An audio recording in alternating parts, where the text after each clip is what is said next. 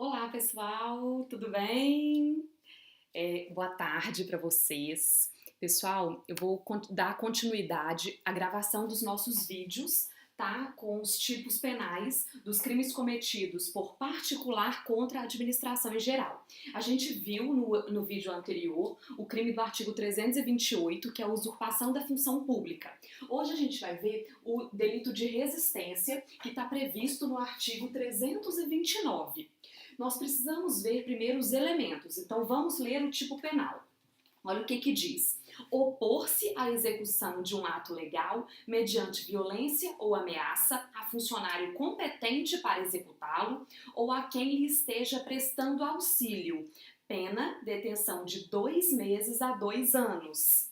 Se o ato, em razão da resistência, não se executa, pena, reclusão de 1 a 3 anos. Parágrafo 2º, as penas deste artigo são aplicáveis sem prejuízo das correspondentes à violência. Então vamos lá. Os elementos que constam no caput, vamos lá, gente, são 3 elementos. Olha só, opor-se à execução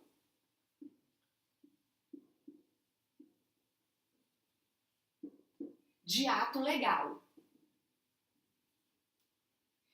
Como? Mediante violência ou ameaça a funcionário competente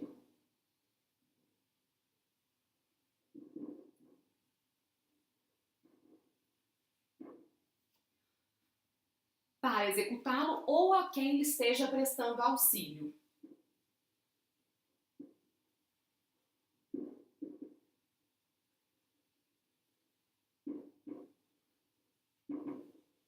Tá, gente? Então a gente tem aqui os elementos desse tipo penal. Opor-se à execução de um ato legal com violência ou ameaça a funcionário competente para executá-lo ou a quem esteja lhe prestando auxílio, um particular aqui que esteja prestando auxílio ao funcionário. Então, gente, aqui a gente tem que analisar, primeira coisa, esse ato aqui, ó, opor-se à execução de ato legal. Sobre esse ato ser legal ou ilegal, a doutrina é um pouco divergente e por isso a gente tem 3 correntes, né? No caso desse ato aqui ser ilegal, o que seria? Mas não é o ato que você está se opondo. Olha só, se a primeira corrente diz que existe uma presunção de legalidade de todo ato praticado pelo funcionário público. Então, a pessoa não teria o direito de resistência. Já que todo ato presume-se legal, o ato praticado pelo funcionário público, não existe esse direito de resistir, tá? A segunda corrente diz que toda pessoa que sofrer algum ato que não esteja na forma determinada pela lei, tem direito de resistir. Então, olha para você ver, as 2 primeiras correntes são completamente opostas. Uma diz que não existe direito de resistência, exatamente porque todo ato praticado por funcionário público presume-se legal. E a segunda corrente diz que todo ato pode ser passível de resistência, porque se o ato for praticado fora da forma determinada pela lei. Mas existe uma terceira corrente, que é a corrente adotada pelo nosso Código Penal, que só admite esse direito de resistência se estivermos diante de um ato manifestamente ilegal. Então, se o ato for manifestamente ilegal, aí sim a pessoa tem o direito de resistência e não vai praticar esse delito. Agora, se o ato não for manifestamente ilegal, se a pessoa se opor a ele, ela vai praticar o delito do artigo 329, o crime de resistência. Ok, gente? Vamos passar agora para a classificação desse tipo. Gente, eu vou falando a classificação direto, já que a gente já teve uma aulinha explicando toda a classificação, tá bom? Então vamos lá. O tipo aqui, gente, é um tipo simples, exatamente porque ele não se decompõe em outros tipos puníveis. Ele é um tipo de ação única, porque a gente só tem um verbo, né, que é o opor-se. Ele pode ser ou pluriofensivo. Por Por quê, gente? A gente está vendo que todos esses tipos, eles são praticados contra a administração pública, né? Então a gente tem, obviamente, um bem jurídico que está sendo ofendido, que é a administração pública. Mas nesse caso aqui, a gente também tem outro bem jurídico que pode ser ofendido. Por exemplo, esse particular aqui que está sofrendo essa ação de resistência, ele também está tendo violado a sua integridade física e moral. E por isso ele pode ser pluriofensivo, porque ele está sendo, um outro bem jurídico está sendo ofendido também, ok? Ele quanto ao sujeito ativo, ele é comum, porque ele pode ser praticado por qualquer pessoa, ok? Mas quanto ao sujeito passivo, aí aquele vai ser próprio, né, gente? Por quê? Porque a gente precisa desse funcionário aqui que esteja executando o ato, que tenha condições de realizar esse ato, ou então desse particular que está prestando auxílio, ok? Ele é doloso, porque a gente viu que ele não prevê a modalidade culposa, né? Ele é comissivo, porque ele vai ser praticado através de uma ação do agente, não através de uma omissão. Ele é de forma livre, porque o tipo penal não prevê de forma expressa a forma como ele será executado, podendo ele ser executado de mais de uma forma, ok? Ele é instantâneo, porque o momento consumativo dele,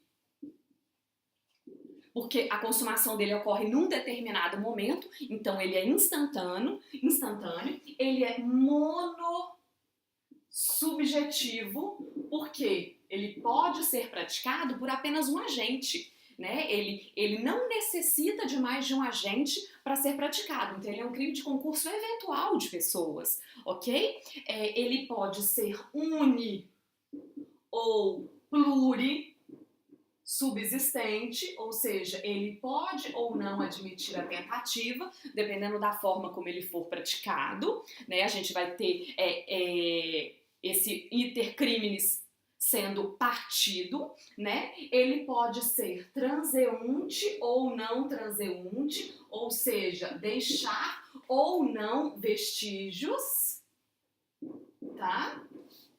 Ele é um tipo de dano, porque o agente aqui, ele prevê causar um dano à administração pública e a esse particular.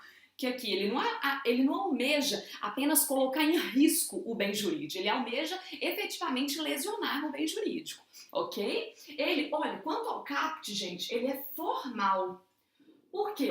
Esse opor-se à execução de ato legal não significa que ele vai conseguir efetivamente fazer com que esse ato legal não seja cumprido. Então, olha, o tipo penal ele prevê tanto a conduta como o resultado, mas basta a ocorrência da conduta. A gente não precisa de um resultado naturalístico para que esse crime se consume, ok?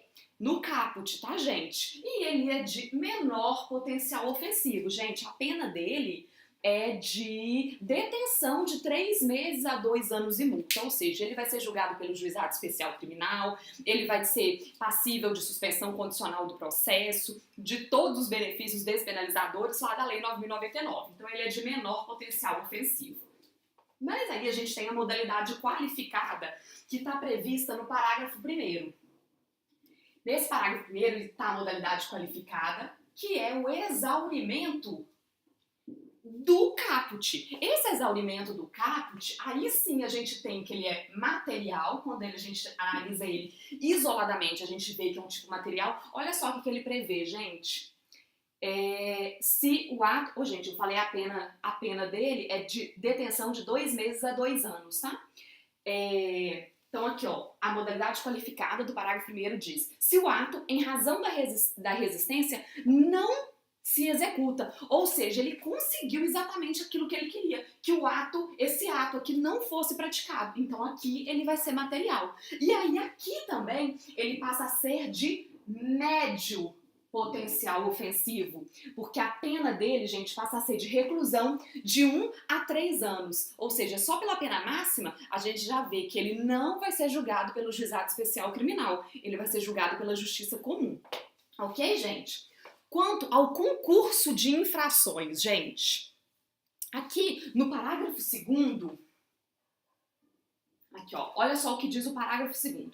As penas deste artigo são aplicáveis sem prejuízo das correspondentes à violência. O que ele prevê, então? Que aqui a gente vai ter um concurso material obrigatório. Esse concurso material, gente, é quando a gente tem 2 ou mais ações provocando 2 ou mais delitos, né? Então aqui a gente tem esse concurso material. Além do agente ser punido aqui pela resistência, ele também vai ser penalizado pelo crime da violência, né? Ou uma lesão corporal, ou um homicídio, ou a ameaça, ok?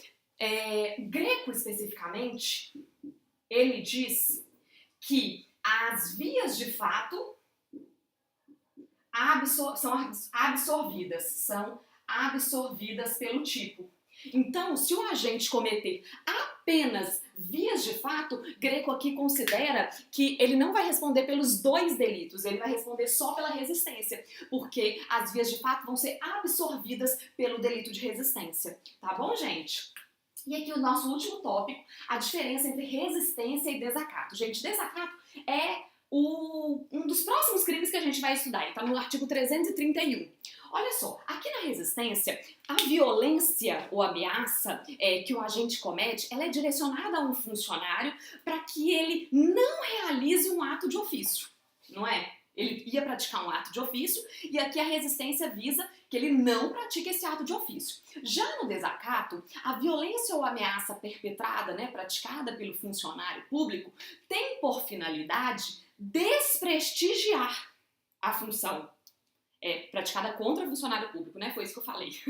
Fiquei na dúvida se eu falei por ou contra. Mas o desacato é uma eventual violência ou grave ameaça, ou ameaça praticada contra esse funcionário público para desprestigiar a função por ele exercida. Aqui, o objetivo do agente é diferente nos 2 tipos penais. Na resistência, ele não quer que seja praticado o ato de ofício. No desacato, ele quer desprestigiar a função do funcionário, né?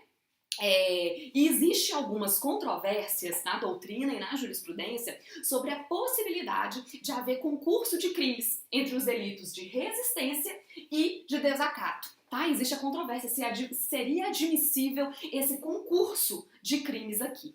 Ok, gente? Então, por hoje é só. É isso, eu encerro por aqui. Um abraço para vocês, bons estudos!